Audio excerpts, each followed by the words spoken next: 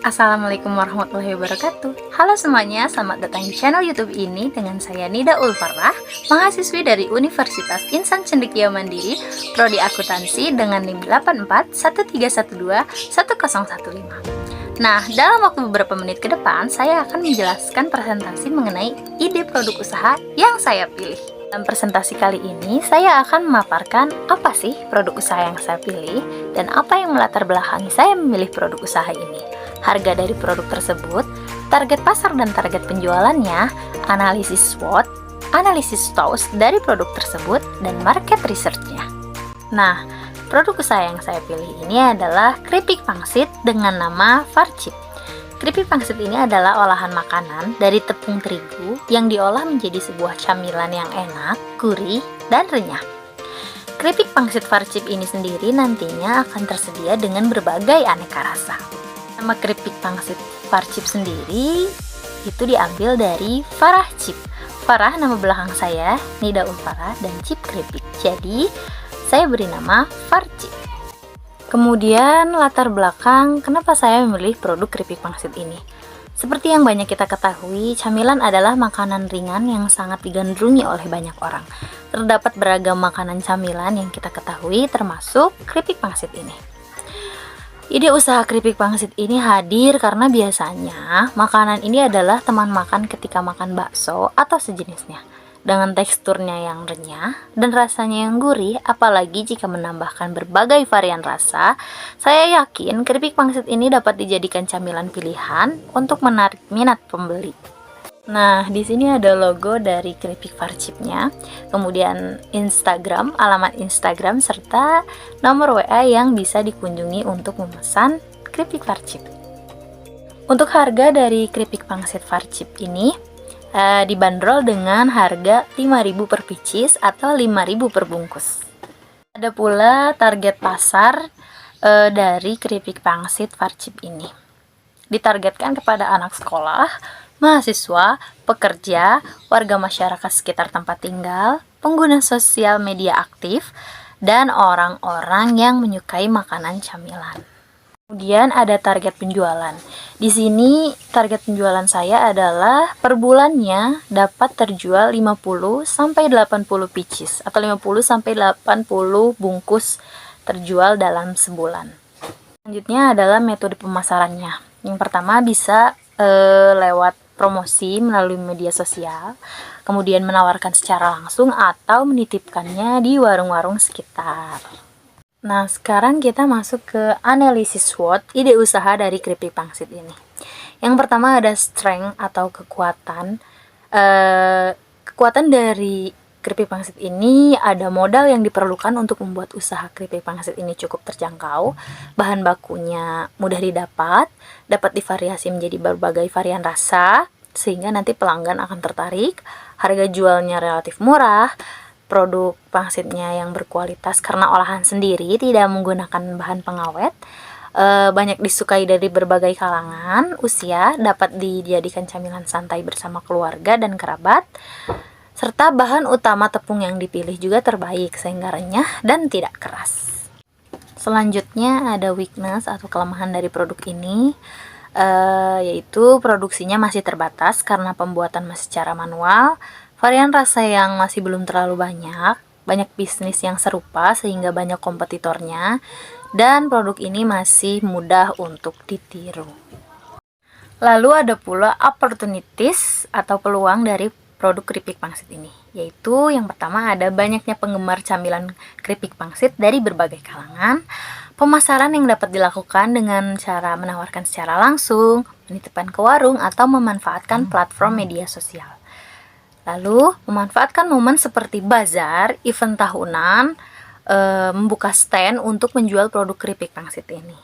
Kemudian, harga jual keripik pangsit yang relatif murah, namun kualitasnya baik, menjadi pilihan banyak konsumen. Bisa juga menitipkan barang dagangan pada reseller, lalu memilih tempat lokasi penjualan yang strategis dan ramai dikunjungi banyak orang. Dan desain produk yang menarik, rasa yang khas, dan pelayanan yang baik yang diberikan kepada konsumen, baik untuk konsumen yang beli secara langsung ataupun online, agar konsumen merasa puas sehingga dapat menjadi konsumen yang loyal. Kemudian yang terakhir dari analisis SWOT produk keripik pangsit ini, yaitu ada threats atau ancaman. Yang pertama, kompetitor dengan kemasan yang lebih menarik, terus keadaan ekonomi yang tidak stabil sehingga mempengaruhi harga bahan baku seperti terigu dan minyak, lalu kompetitor yang memiliki varian rasa lebih banyak, banyaknya pesaing yang produknya telah meluas, bahkan memiliki branding yang sudah terkenal. Ada pula yang terakhir, kompetitor yang telah menjalankan bisnis lebih dulu menggunakan jasa endorse artis ternama untuk pemasaran produknya. Dan sekarang adalah pembahasan mengenai analisis TOWS Matrix usaha keripik pangsit. Yang pertama ada strategi SO atau strategi Strength Opportunities. Ada mempertahankan kualitas produk keripik pangsit yang dibuat dengan bahan baku terbaik agar konsumen merasa puas. Kemudian membangun relasi guna pemasaran produk yang lebih luas lagi. Dengan banyaknya konsumen yang menyukai keripik pangsit, perlu adanya survei kepuasan pelanggan agar mengetahui keinginan pelanggan. Dan yang terakhir dari strategi SO ini adalah memilih lokasi penjualan yang strategis, membuat konsumen lebih mudah menjangkau produk yang dijual. Dan ada strategi WO atau Weakness Opportunities. Yang pertama, peningkatan pada pembuatan produk dengan menargetkan penjualan per bulannya, kemudian memperbanyak varian rasa pada produk, membuat suatu keunikan dari produk yang dibuat seperti halnya kemasan produk, dan memberikan pelayanan yang baik pada konsumen agar konsumen menjadi loyal. Selanjutnya ada strategi ST atau Strength Rates. Pertama, dengan mengelola produk sendiri, membuat rasa produk yang dibuat memiliki cita rasa yang khas kita sendiri, kemudian melakukan pemasaran dan promosi melalui media sosial, pengecekan kesiapan bahan baku produksi secara berkala agar ketika harga bahan baku naik bisa meminimalisir kerugian. Nah, dan yang terakhir dari analisis TOWS Matrix ini ada strategi WT atau Weakness Threats, yaitu yang pertama menerapkan konsep yang menarik pada produk, membangun brand produk di berbagai media sosial dengan tidak membandingkan brand kita dengan orang lain, optimis produk yang dibuat, dan branding produk dapat diterima konsumen dengan baik, serta banyaknya pesaing dijadikan titik acuan agar lebih berinovasi pada produk kita. Pembahasan terakhir pada presentasi kali ini yaitu mengenai market research produk keripik pangsit. Nah, di sini ada market research keripik pangsit menggunakan analisa Google Trends. Dalam data tersebut menunjukkan diagram naik dan turunnya pencarian keripik pangsit di tahun 2022. Banyaknya pencarian mengenai keripik pangsit ini terdapat di daerah Sumatera Selatan. Selain itu juga terdapat daerah Jawa Barat dalam data tersebut, yang dimana saya berdomisili di daerah Jawa Barat sehingga saya jadikan bahan pertimbangan untuk menjual produk ini. Analisa menggunakan Google Trends ini, saya juga mencobanya dengan membandingkan produk keripik pangsit dan produk keripik lumpia. Berikut analisa perbandingan antara keripik pangsit dan keripik lumpia. Dalam data tersebut memperlihatkan keripik pangsit lebih unggul dibandingkan dengan keripik lumpia. Saya membandingkan kedua produk tersebut karena kedua produk tersebut memiliki harga modal yang sama-sama relatif terjangkau dan dari segi bahan baku pun sama-sama mudah didapat. Dengan adanya analisis yang menunjukkan bahwa keripik pangsit ini lebih unggul pencariannya dibandingkan dengan keripik lumpia, maka saya memilih produk keripik pangsit ini untuk dijual.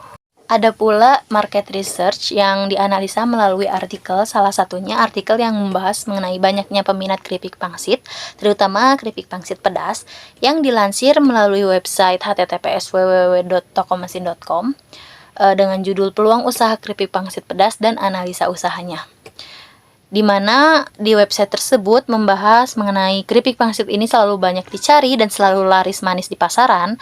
Keripik pangsit dengan kepedasan berlevel disukai banyak orang, terutama kalangan anak muda yang kini ngetren untuk makanan dan camilan pedas. Jumlah penggemar keripik pangsit pedas yang jumlahnya tidak sedikit menjadikan usaha keripik pangsit pedas mempunyai potensi yang sangat besar.